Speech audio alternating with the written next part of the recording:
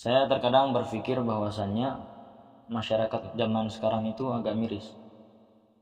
Kasihan. Terutama di masalah salat tarawih. Ketika mereka salat tarawih, mereka hanya mengandalkan cepatan, hanya sekedar salat saja. Tidak ada ketenangan di dalamnya, baik dari segi bacaan maupun dari segi salatnya, gerakan salatnya. Padahal salah satu rukun salat adalah tumak nina.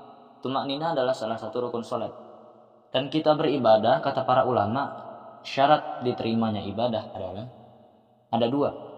Syarat diterimanya ibadah itu ada dua, kata para ulama.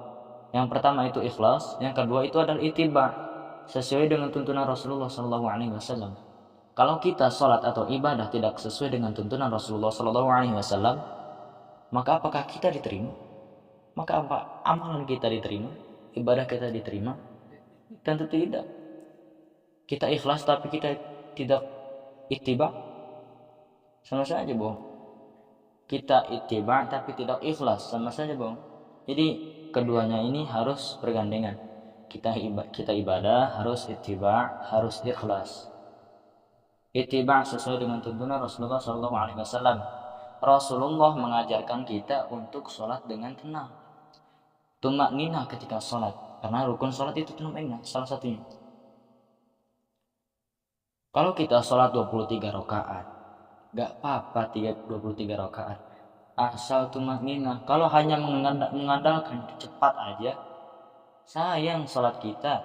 23 rakaat kita capek-capek gak diterima sama Allah, kan sayang. Gitu kan, kita di ibadah itu bukan sekedar ibadah aja, ada tuntunannya dari Rasulullah SAW. Bacaan Al-Fatihahnya baik, benar, bacaan yang lain-lainnya benar, kemudian gerakan sholatnya tidak terlalu cepat, tenang, ruku, sujud, kita nikmati itu semuanya. Maka kita harus berbenah bahwasanya jangan memperhatikan kecepatan, hanya mengandalkan kecepatan saja ketika sholat. Kita perlu adanya tumak ninah. Tumak ninah sholat itu justru mendatangkan ketenangan. Seharusnya sholat itu mendatangkan ketenangan, bukan mendatangkan capek. Kalau datengin capek doang mah sama saja bohong, gitu kan. Kita capek-capek sholat gak diterima sama Allah, saya. Tapi kalau kita capek-capek sholat diterima sama Allah, itu ada untungnya bagi kita untung dan dapat pahala, itu kan. Capeknya kita juga dapat pahala. Jadi kita harus sholat dengan tenang dan beribadah sesuai dengan tuntunan Rasulullah SAW dan ikhlas.